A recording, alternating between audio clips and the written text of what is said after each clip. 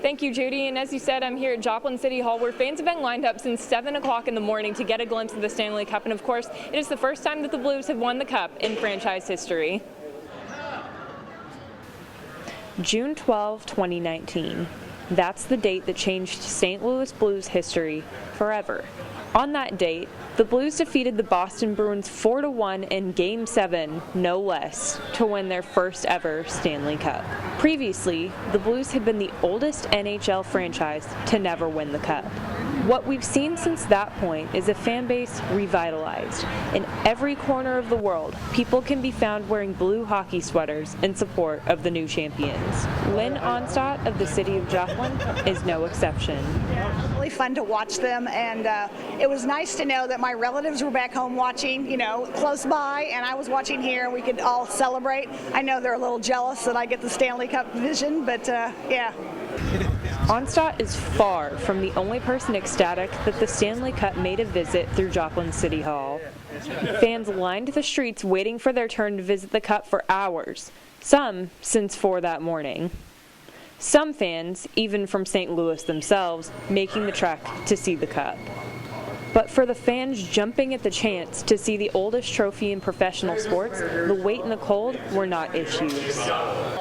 For Joplin City Mayor Gary Shaw, the chance to have the Stanley Cup in Joplin was one not to be wasted. A gentleman said, "Would you have any interest in the Stanley Cup coming to Joplin?" I said, "Would we have any interest? How soon?" And anyway, he said they were on their way to Tulsa and they'd love to come by here and spend a couple hours. And I said, "We'd love to have you." And he said, "I don't think the Stanley Cup's ever been to Joplin." I said, "I think you're right." So anyway, it's very special. As you can see, all the folks that are here and everything, evidently there are a lot of hockey fans in Joplin. I was so excited. It was very nice to know that St. Louis Blues thought of us, thought of Joplin. They're traveling through to go to Tulsa, and we're very flattered and honored that they would stop at Joplin and let their fans be a part of this. Countless fans spending their Friday morning taking photos with the Cup and kissing it. Okay. Blues statistician and Stanley Cup scheduler David Otto wasn't shocked at the turnout at all. This part of our tour is to take the Cup to our minor league affiliates. So our ECHL, East Coast Hockey League team, is the Tulsa Oilers. And rather than fly to Tulsa, which takes about 6 hours with connections and everything, we thought, why don't we just drive? We'll stop in Springfield the night before, we'll stop in Joplin this morning, and then we'll be at Tulsa later this afternoon. So you were right on the path. It was a great place. It's a great fan base. Might as well stop here. The fanfare surrounding the Cup is something to be welcomed by an organization that has been waiting for this atmosphere for decades. How have you noticed as a member of this organization that kind of the fanfare surrounding winning the championship and everything has changed people's attitudes? Has there been a shift since you guys won? Since I've been in St. Louis and in the area, the fans have been great. The hospitality has been amazing. I think the fans have been really, really good, considering the excitement surrounding the chance to win the Cup for the very first time and then finally doing it. Everybody's just so happy. They've waited a long time for it, and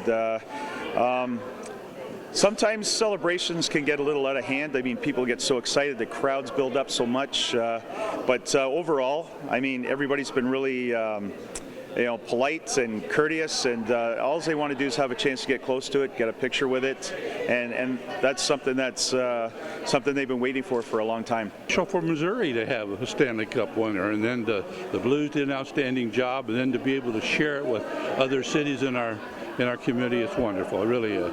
Well, we had Robbie the sea lion in the St. Louis Zoo. He ate raw squid out of the cup. So, right, if you're going to be drinking or eating, we have washed it since then. But every kind of food and beverage. Ryan O'Reilly, our Conn Smythe Trophy winner, he had a salad out of the cup. He's very healthy, vegetarian. I think he's headed to veganism, and so he had a nice salad out of the cup. So. But the real enjoyment for me is studying the Cup. It's 127 years old. It's living history.